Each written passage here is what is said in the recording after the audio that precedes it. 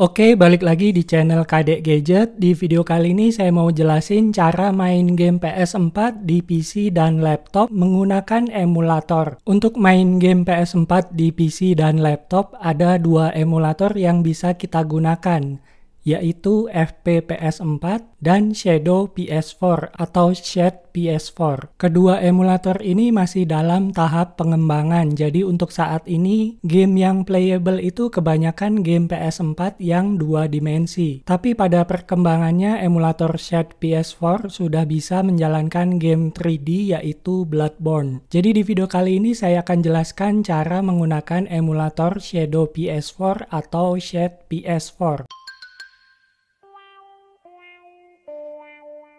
Sebelumnya saya mau jelasin dulu minimum spek untuk menjalankan emulator Shadow PS4 ini. Untuk prosesornya minimal jumlah core-nya 4 dan threads-nya 6, baik itu Intel maupun AMD. Jadi kalau Intel itu minimal generasi keempat atau seri Haswell. Sedangkan AMD minimal AMD Jaguar yang rilis tahun 2013. Kemudian untuk grafiknya minimal VRAM-nya 1 GB dan wajib support Vulkan 1.3. Lalu untuk RAM-nya minimal 8 GB. Jadi spek minimum PC untuk emulator PS4 ini jauh lebih ringan dibanding emulator PS3. Kemudian untuk laptop yang saya gunakan di video ini adalah Asus TUF Gaming A15 yang menggunakan prosesor AMD Ryzen 9 8945H. Di mana Ryzen 9 8945H ini punya 8 core, 16 threads, dan support instruksi AVX 512. Lalu grafiknya menggunakan Nvidia RTX 4060 dengan VRAM 8 GB. Kemudian RAM-nya 32 GB dual channel DDR5 5600. Spesifikasi laptop ini jauh di atas kebutuhan emulatornya, jadi harusnya emulator PS4 bisa dijalankan dengan sangat lancar di laptop ini. Seperti yang tadi saya bilang di awal, untuk saat ini tidak semua game PS4 bisa dimainkan dengan emulator Shadow PS4. Untuk mengetahui game apa aja yang playable, caranya buka halaman game compatibility, lalu klik yang labelnya playable. Nah, di sini kita bisa lihat game apa aja yang statusnya playable atau yang bisa dimainkan di emulatornya. Jadi untuk saat ini game yang playable itu kebanyakan game PS4 yang dua dimensi. Kemudian untuk bahan-bahannya kita butuh emulator dan gamenya aja. Jadi emulator PS4 ini tidak membutuhkan BIOS. Untuk download emulatornya bisa langsung ke GitHub-nya Shade PS4. Kita ke bagian rilis, kemudian pilih versi yang paling baru. Di sini saya download yang Win64Qt. Tunggu aja sampai downloadannya selesai. Jadi bahan-bahannya sudah siap semua, emulator PS4 dan juga game PS4-nya. Di sini saya sudah siapin beberapa game yang akan kita tes. Untuk gamenya itu formatnya PKG. Oke, langkah pertama kita ekstrak dulu emulator Shade PS4-nya. Kemudian di dalam folder Shade PS4 ini kita buat folder baru namanya Games. Fungsinya untuk menyimpan game PS4-nya supaya lebih mudah dan lebih rapi. Kemudian kita bisa jalankan emulator Shade PS4-nya. Muncul peringatan dari Microsoft Defender, solusinya pilih More Info. Lalu pilih Run Anyway. Kita diminta untuk menentukan folder untuk instalasi gamenya. Klik tombol Browse. Lalu arahkan ke folder games yang tadi kita buat. Untuk DLC-nya biarin aja, lalu oke. Jadi seperti ini tampilan dari emulatornya. Langkah selanjutnya kita bisa masukkan gamenya. Untuk masukkan game ada dua cara. Yang pertama melalui tombol File, lalu pilih Install Packages. Kemudian pilih gamenya. Contohnya di sini saya akan masukkan game Bloodborne. Di sini ada dua file, kita pilih file yang paling besar dulu. Lalu open. Kemudian oke. Tunggu sampai prosesnya selesai.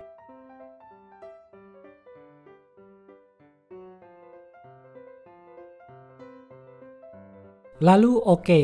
Game Bloodborne ini masih versi 1.00.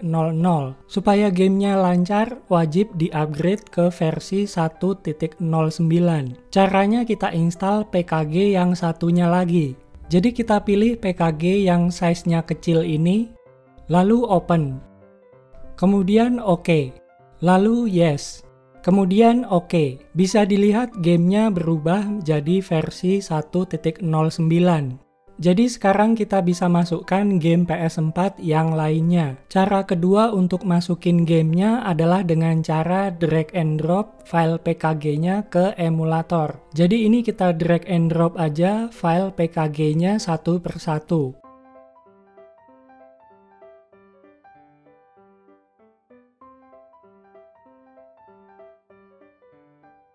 Sebelum kita main gamenya, untuk game Bloodborne ini ada settingan khusus yang wajib diaktifkan supaya gamenya berjalan dengan baik. Sekaligus kita juga bisa mengaktifkan cheat untuk game ini. Caranya klik kanan di gamenya, kemudian pilih cheats, garis miring patches. Di bagian repository, pilih Shed PS4. Lalu klik tombol download cheats. Kemudian oke. Cheat-nya ini tidak bisa kita aktifkan sekarang. Kita harus mulai gamenya dulu baru kemudian aktifkan cheat-nya. Kemudian kita ke bagian patches, kita lakukan hal yang sama. Di bagian repository pilih Shed PS4. Lalu klik tombol download patches. Kemudian oke. Kita centang beberapa patch yang ada di sini. Yang pertama, centang skip intro, kemudian centang disable chromatic aberration, lalu centang disable motion blur, kemudian centang 60 fps with delta time, lalu centang force enable old hunter DLC. Terakhir, centang disable phishing. Kemudian ada juga patch untuk menaikkan dan menurunkan resolusi gamenya. Untuk settingan yang kaitannya dengan resolusi game ini silakan disesuaikan dengan kemampuan PC dan laptopnya. Kalau nggak yakin sebaiknya jangan diubah. Kalau nggak diubah otomatis gamenya akan berjalan di resolusi natif PS4 yaitu 1920 x 1080 pixel atau 1080p. Kemudian kita klik tombol save. Sebelum kita mainin gamenya, ada beberapa mods untuk game Bloodborne yang perlu kita install. Tujuan dari mods ini supaya gamenya tidak ngebug dan crash. Ada 4 file yang kita butuhkan yang bisa di-download di situs Nexus Mod. Jadi kita butuh 4 file ini yaitu No Cloud Physics, Vertex Explosion Fix, Alpha BB, dan JSGMA. Kalau sudah di-download, kita bisa ekstrak satu persatu ke 4 file ini.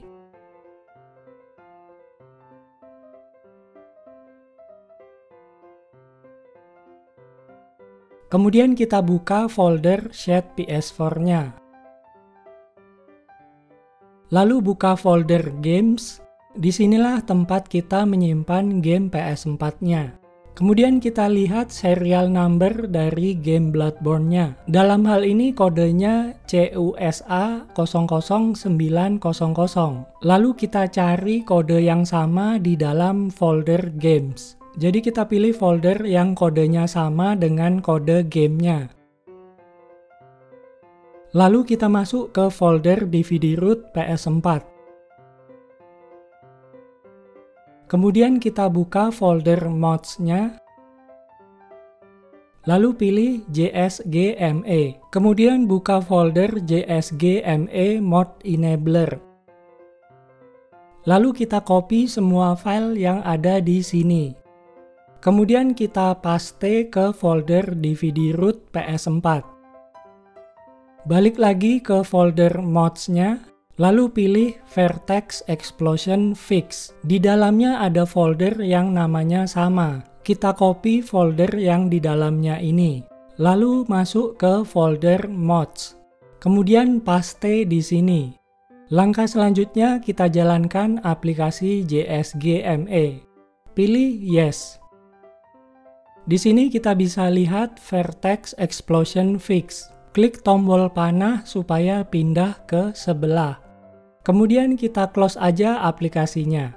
Lalu pilih Alpha BB.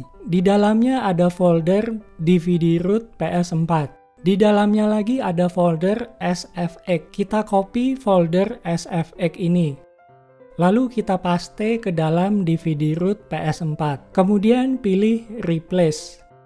Kemudian kita buka folder No Cloud Physics. Lalu copy folder MTD. Kemudian paste ke dalam DVD root PS4. Lalu pilih Replace. Sampai di sini kita sudah selesai menginstal mods untuk game Bloodborne. Sekarang kita bisa coba tes gamenya. Jadi kita jalankan game Bloodborne.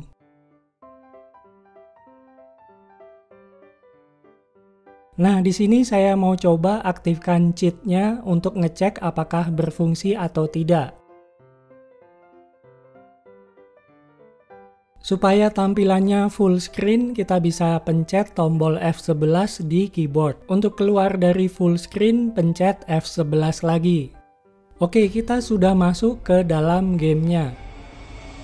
Bisa dilihat Blood Echo dan Insight-nya 999 alias Unlimited. Jadi cheat-nya ini sudah aktif. Tapi untuk game Bloodborne ini saya tidak menyarankan mengaktifkan cheat-nya di awal game kayak gini. Kalau kita aktifkan di awal, kita jadi nggak bisa dapat senjata. Karena untuk mendapatkan senjata di game ini, kita harus mati dulu melawan monster yang pertama. Untuk gamenya sendiri berjalan dengan sangat lancar, sepertinya ini 60 fps. Kita hidupkan MSI Afterburner supaya kelihatan frame rate-nya.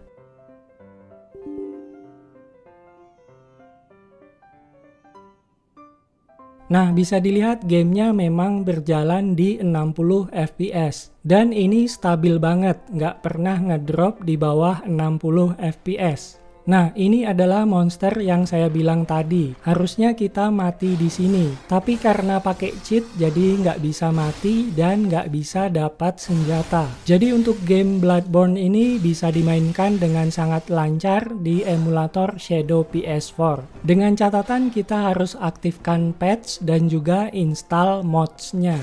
Oke, kita lanjut tes game yang lainnya. Di sini saya lagi nyobain game namanya Limbo. Ini adalah game puzzle 2 dimensi dengan warna hitam putih. Game ini juga ada di Android dan Nintendo Switch, tapi yang saya mainkan ini versi PS4-nya. Dan game ini lancar dimainkan menggunakan emulator Shade PS4. Kemudian saya juga tes game petualangan 2 dimensi yaitu Odin Sphere. Game ini aslinya game PS2 yang di remaster di PS3 dan PS4, dan yang saya mainkan ini adalah versi PS4-nya. Game ini lancar dimainkan dengan emulator Shade PS4. Terakhir saya tes game Sonic Mania versi PS4, dan gamenya bisa dimainkan dengan lancar di emulator Shade PS4.